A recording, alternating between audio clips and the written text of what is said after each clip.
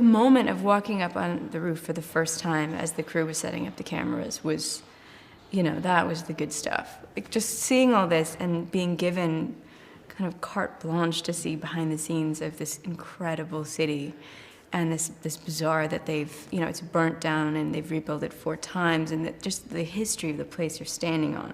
And some of the steps are, you know, worn down, you know, like 6 inches because so many people have stepped on them. Just the sense of character and history, and that we got to shoot there and have access to all of that was really incredible.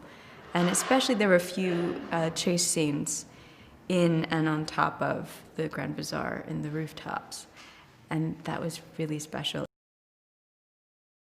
He's a really, really good man and very easy to work with and forgiving and just a soulful person, very easy to talk to, and also has an incredibly twisted sense of humor, which I do too.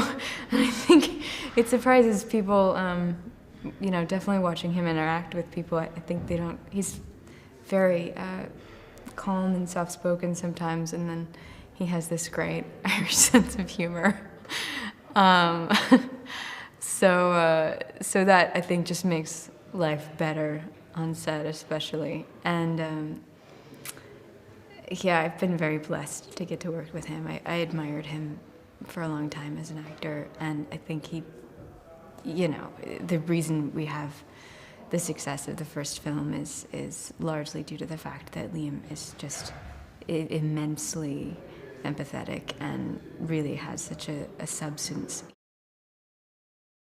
I've never shot a car chase this way before. It was really cool. And Olivier was really hands-on because he more or less strapped himself to the side of the car. So there's these amazing, I guess they're made in the US, they're called top riders. And it looks like I'm driving, God help us all.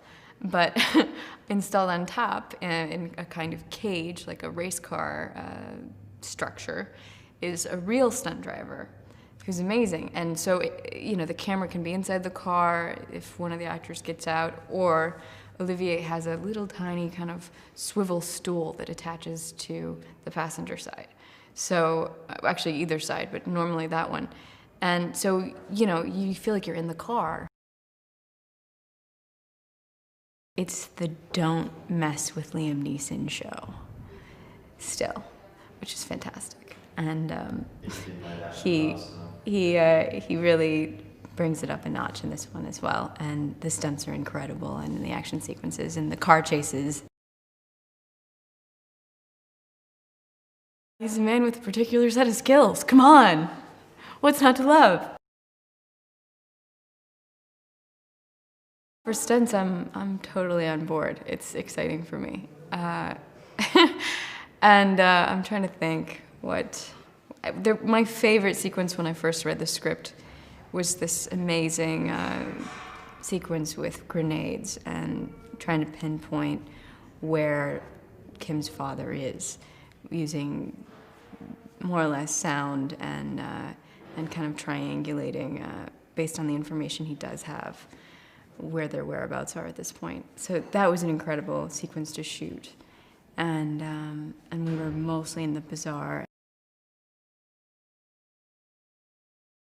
It's unapologetically an action film. It's a cool kind of Euro thriller action film, and has a real aesthetic and its own pace, and it's a beautiful film and beautifully shot. But it's an action film, and it's fun, and it's a ride, and it doesn't let up. It's definitely a pedal to the metal thriller action movie. I think the takeaway is still, don't mess with Liam Neeson. Don't do it. He has a particular set of skills.